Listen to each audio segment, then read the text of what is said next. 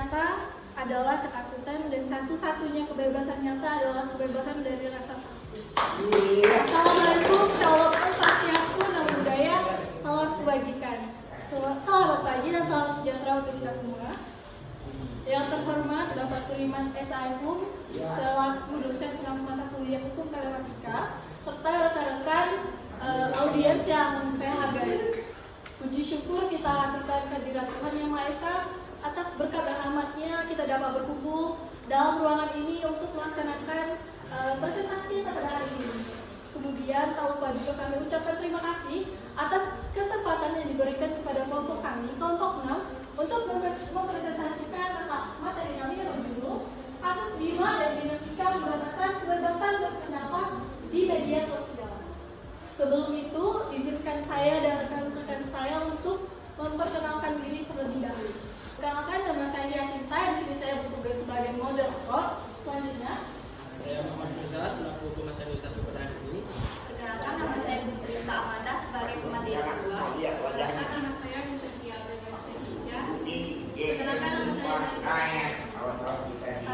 saya perkenalkan juga kedua rekan saya yang bertugas sebagai juru kamera, yaitu Natania, Salatini Wapaya, dan juga Cici Amanda. Dan satu orang rekan kami yang tidak dapat hadir pada hari ini, yaitu Harun Purga. Pada materi pertama, waktu dan tempatnya saya persilakan. Assalamualaikum warahmatullahi wabarakatuh. Sebelumnya terima kasih kepada moderator atas kesempatannya, dan terima kasih kepada Bapak Tuliman selaku dosen pengampu matematika kita tadi. Dimana dalam pembuatan materi ini telah sesuai dengan 5 langkah analisis yang telah Bapak sampaikan. Yang pertama itu analisis kategorisasi hukum, di mana kita ketahui bahwa kebebasan berpendapat merupakan hal penting dalam sebuah negara demokrasi seperti Indonesia. Pemerintah telah menjamin kebebasan berpendapat dalam sejumlah peraturan undang-undangan seperti kebebasan berpendapat merupakan salah satu hak asasi manusia yang menjadi negara wajib untuk memenuhi dan melindungi hak tersebut dalam pasal 28 Undang-Undang 1945. Sementara itu, pasal 25 menegaskan bahwa setiap orang berhak untuk menyampaikan pendapat di muka umum, termasuk hak berpendapat khususnya di muka umum diatur secara khusus dalam Undang-Undang Nomor 9 Tahun 1998 tentang kemerdekaan mengemukakan pendapat di muka umum. Merujuk kepada undang-undang ini, kemerdekaan menyampaikan pendapat adalah hak setiap warga negara yang menjawab sesuai dengan ketentuan yang berlaku.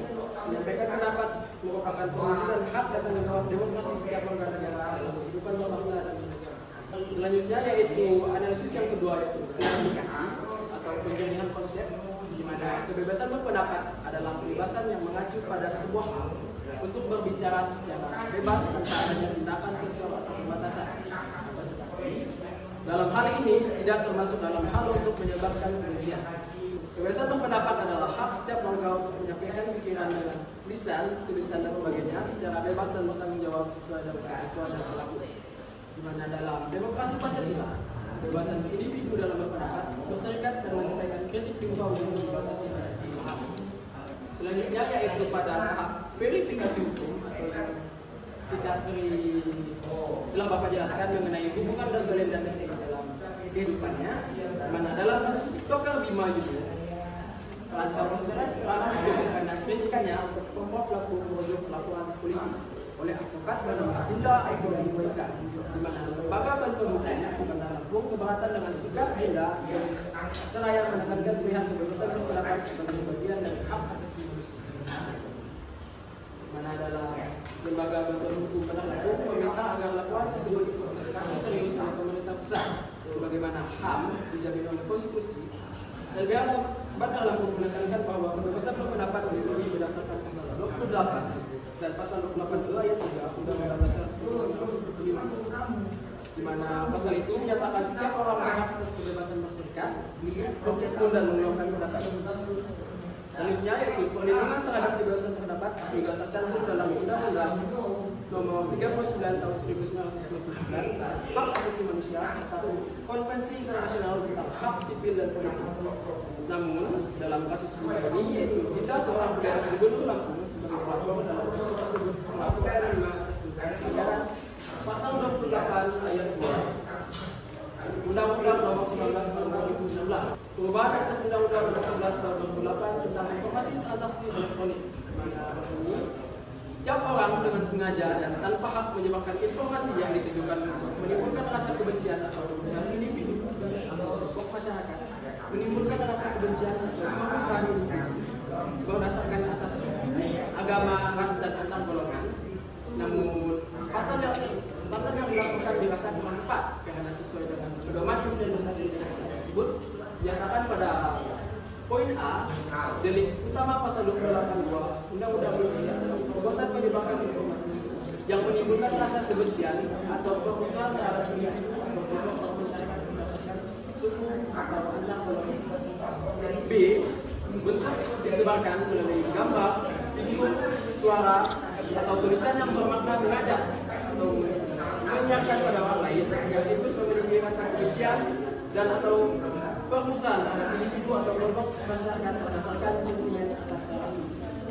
C, kriteria menyebarkan dapat dipersamakan agar diketahui umum berupa unggahan pada akun media sosial dengan pengaturan misalnya akses dan menyiarkan aplikasi publik atau pada penyebaran yang bersifat terbuka. Pada poin D, perbuatan yang dilarang dalam pasal ini motifnya membangkitkan rasa kebencian dan atau permusuhan atas dasar syarat. Aparat penegak hukum harus membuktikan motif membangkitkan yang ditandai dengan adanya konten mempengaruhi, mengajak dan menggerakkan masyarakat, menghasut, mengadu domba dengan tujuan menimbulkan kebencian. Dan poin yang terakhir yaitu fasa antar golongan adalah N3 segolongan rakyat di luar suku agama dan ras sebagainya dan antar golongan rakyat dalam keputusan Mahkamah Agung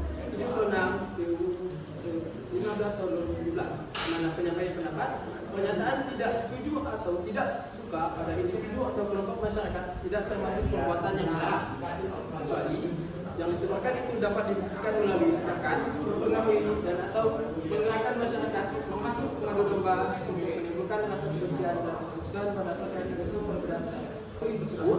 Berdasarkan poin-poin tersebut terutama pada poin terakhir dapat disebutkan bahwa yang dilakukan tersebut kurang sesuai terhadap kasus lima, di mana yang notabene yang mengkritik pemerintah laku atas fasilitas umum atau jalan raya yang pada dasarnya memang belum memadai karena hal tersebut dapat dibuktikan dan dipertanggungjawabkan sesuai dengan kenyataan dan hal tersebut juga termasuk dalam golongan satu. Selanjutnya yaitu validasi dan falsifikasi yang akan dijelaskan pada pemateri kedua yaitu teman saya Ustaz Amanda. Terima kasih kepada pemateri 1 yang telah menyampaikan materi. Baiklah, di sini saya akan menyampaikan materi tentang validasi. Selebgram Bima Yudo Saputro, konten kreator asal Kabupaten Lampung Timur yang mengkritik pemerintah Lampung Timur karena keadaan jalan yang salah. Akibat viralnya video Bima berujung pada pelaporan atas dirinya ke Kepolisian Daerah Lampung dengan tuduhan pelanggaran Undang-Undang Nomor 11 Tahun 2008 tentang informasi dan transaksi elektronik atau Undang-Undang ITE.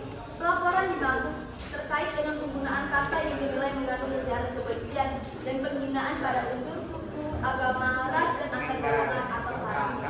Tak hanya itu, ada pula dugaan intimidasi yang dilakukan oleh pihak terkait terhadap keluarga Bima. Belakangan, Polda Lampung menghentikan proses penyelidikan dan mengeluarkan surat perintah menghentikan penyelidikan atau SP3 terhadap kasus Bima. Sikap represif yang terjadi pada Bima ini patut disayangkan. Tindakan reaksioner terhadap kritik yang disampaikan secara informal itu menunjukkan ketidakpercayaan diri pihak yang dikritik. Seseorang yang dapat bertanggung jawab atas tugasnya sewajarnya bakal menampung aspirasi, bahkan menindaklanjutinya dengan langkah perbaikan. Disayangkan juga adanya upaya penjinakan melalui hubungan kekerabatan dengan adanya dugaan intimidasi terhadap keluarga Bima.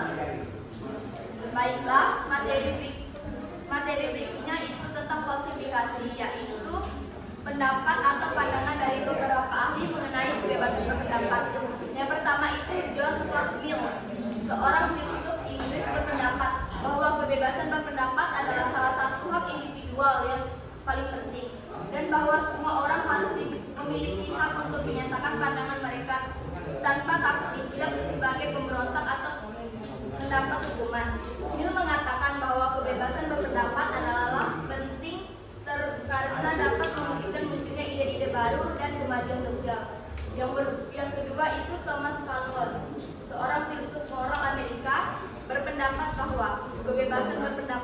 hal penting karena memungkinkan kita untuk mengekspresikan identitas kita, baik sebagai individu maupun sebagai anggota suatu kelompok.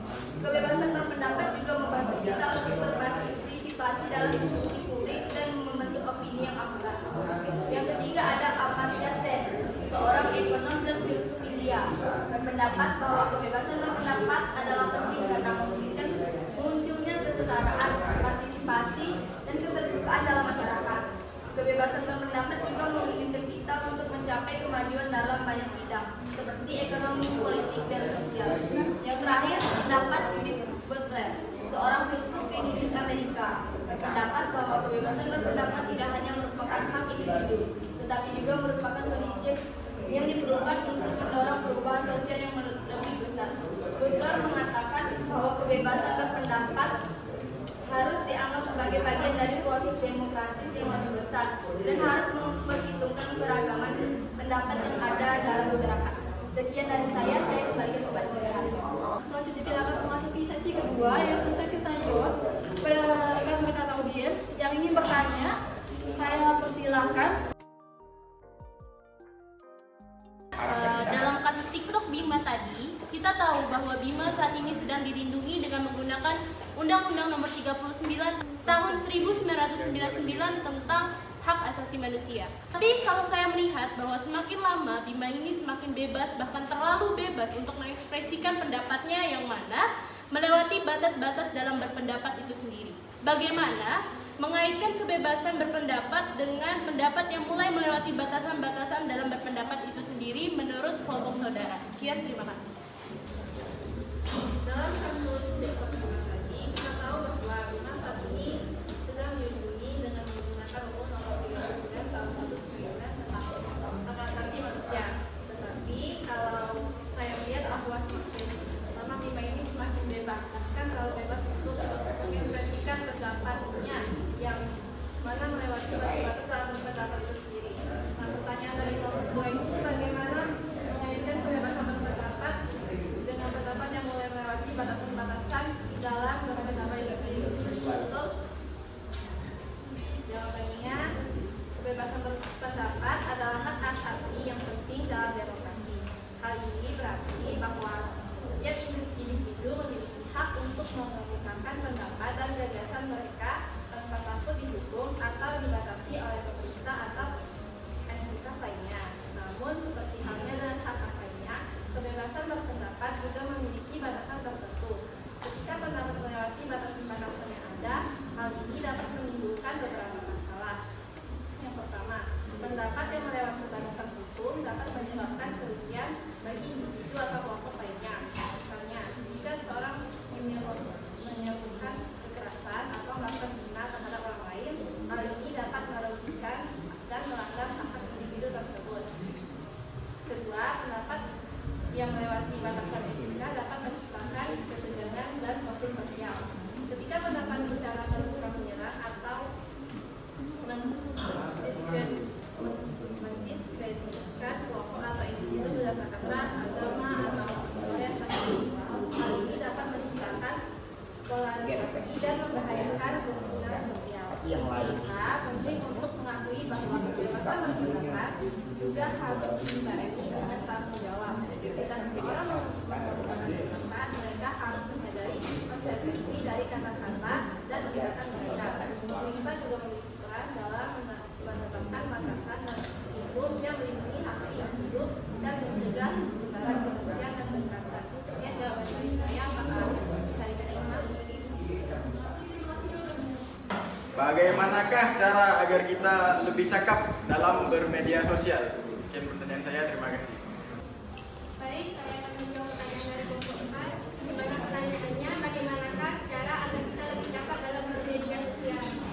Cara agar kita lebih cakap dalam bermedia sosial adalah dengan 1. Memahami platform media sosial yang Anda gunakan. Setiap platform media sosial memiliki karakteristik dan aturan yang berbeda. Luangkan waktu untuk memahami bagaimana platform tersebut berfungsi, kebijakan privasi, dan panduan penggunaannya.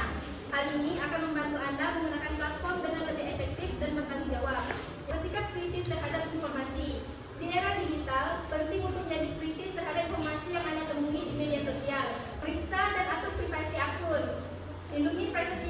Anda dan memeriksa pengambilan privasi atau media sosial Anda. Berpikir sebelum memposting atau mengomentari. Sebelum Anda memposting atau mengomentari sesuatu di media sosial, berpikirlah terlebih dahulu mengenai dampaknya. Hargai perbedaan pendapat dan jangan terjebak dalam polarisasi. Berbicaralah dengan sopan santun dan hindari berperilaku yang merugikan. Sudah sangat jelas, terima kasih. Bagaimana urgensi penerapan etika bermedia sosial? Sekian dari saya, terima kasih. Jadi di sini saya menggambarkan 5 dan urgensi media sosial. Yang pertama, perlindungan privasi. Kedua, penghormatan terhadap hak individu. Ketiga, penyebaran informasi yang akurat. Yang mendorong dialog dan pengkajian yang bermakna. Dari penyalahgunaan media sosial seperti penggunaan yang berlebihan atau adiksi juga merupakan aspek penting dari penggunaan yang etis. Apakah jawaban saya bisa dilakukan? Setelah pertemuan selesai, kedua, ada orang penanya, saya persilakan. Saya ingin bertanya, apa yang dijamin oleh konstitusi terkait kebebasan berpendapat dan bagaimana perlindungannya diatur dalam undang-undang? Terima kasih. Apa yang dijamin oleh konstitusi terkait kebebasan berpendapat dan bagaimana perlindungannya diatur dalam undang-undang? Konstitusi Indonesia punya UUD 1945 menjamin kebebasan berpendapat sebagai salah satu hak asasi manusia. Pasal 8 UUD 1945 menegaskan bahwa kebebasan berserikat, berkumpul dan mengeluarkan pikiran dengan lisan dan tulisan ditetapkan dengan undang-undang. Selain itu, pasal 28 ayat 3 juga menggarisbawahi hak setiap orang atas kebebasan berserikat, berkumpul dan mengeluarkan pendapat. Untuk melindungi dan memastikan kebebasan berpendapat, UU Nomor 39 Tahun 1949 tentang Hak Asasi Manusia memuat ketentuan yang spesifik. Pasal 23 ayat 2 mengatur bahwa setiap orang memiliki hak untuk mengemukakan pendapat di depan umum dengan tulisan, gambar atau media lainnya. Dan perwakilan dari kelompok berikut. Mengapa dalam demokrasi Pancasila kebebasan individu dalam berpendapat, berserikat dan menyampaikan kritik di muka umum dibatasi oleh sejumlah hal?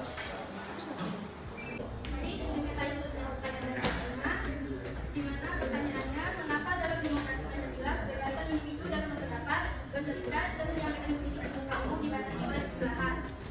Demokrasi Pancasila, meskipun kebebasan individu dalam berpendapat, berserikat dan menyampaikan kritik di muka umum yang merupakan hak asasi, terdapat beberapa batasan yang diterapkan. Mengapa batasan-batasan tersebut dilakukan? Karena satu, keberagaman dan kesatuan. Pancasila sebagai dasar negara Indonesia mengakui pentingnya menjaga kesatuan dan persatuan dalam masyarakat yang sangat beragam. Batasan dalam kebebasan berpendapat dan menyampaikan kritik mencegah konflik, perpecahan atau provokasi yang dapat mengancam stabilitas sosial dan kerukunan keluarga. Yang kedua, kedaulatan negara dan keturunan. Batasan-batasan dalam demokrasi Pancasila juga diterapkan untuk menjaga kedaulatan negara dan keterlibatan masyarakat. Meskipun individu memiliki kebebasan berpendapat, berserikat dan menyampaikan kritik, hal ini tidak berarti bahwa secara tindakan yang dapat mengancam keamanan nasional atau keterlibatan masyarakat diizinkan. Batasan-batasan ini bertujuan untuk mencegah penyebaran kebencian, kekerasan atau ancaman-ancaman kestabilan negara. Yang ketiga, menghormati hak-hak orang lain. Kebebasan individu harus sejalan dengan menghormati hak-hak dan martabat orang lain. Dalam demokrasi Pancasila, batasan-batasan diterapkan untuk hak-hak individu lainnya dan fitnah, pencemaran nama baik atau penyebaran informasi palsu yang dapat merugikan reputasi atau merugikan kepentingan orang lain. Dan yang terakhir, etika dan moral.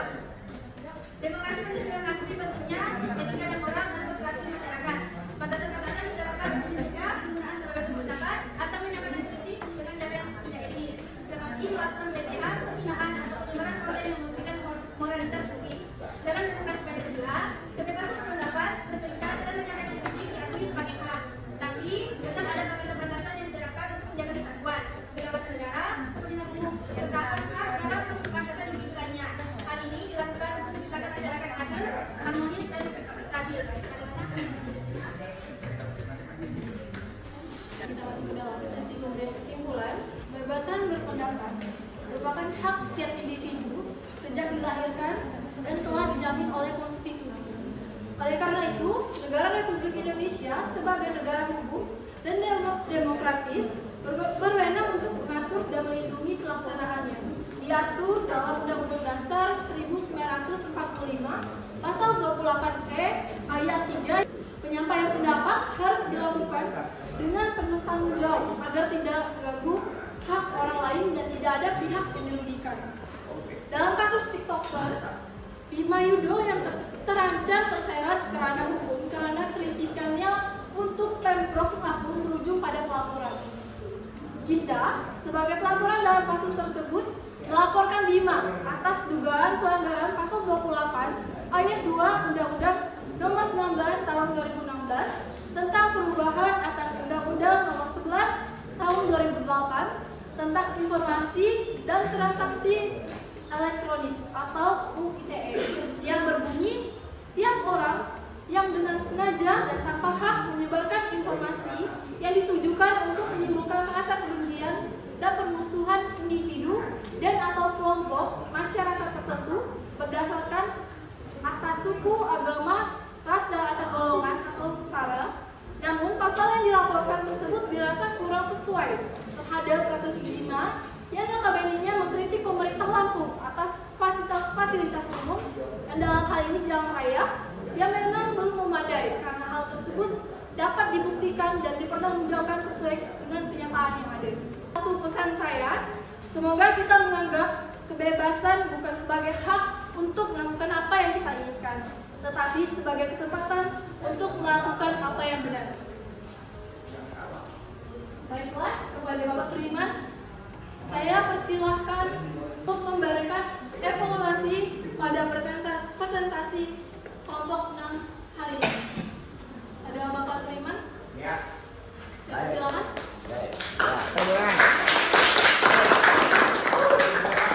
Dalam kasus TikToker Bima Yudo, bagus, kesimpulan Anda sudah bagus ya. Ya, bisa diangkat skripsi. Ya ini ya, ada yang mau. Kemudian judul, tolong buka dulu. Kasus Bima, satu variabel. Dan kalau bahasa hukumnya apa? Berarti ada dua variabel yang lain. Dinamika pembatasan kebebasan berpendapat. Berarti kasus Bima dihadapkan dengan fenomena kebebasan berpendapat.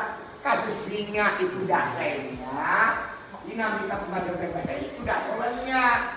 Dihadapkan ada masalah, dianalisis dengan 5 langkah: kategorisasi, analisis klarifikasi, analisis verifikasi, analisis hukum, validasi, datanya valid, bukan ada memang fakta, falsifikasi, teori, tadi bermain media kan begini kan tadi kan, itu bagus. Tepuk tangan untuk kelompok ini. Kami mahasiswa Fakultas Hukum Universitas Tanjung Pura Pontianak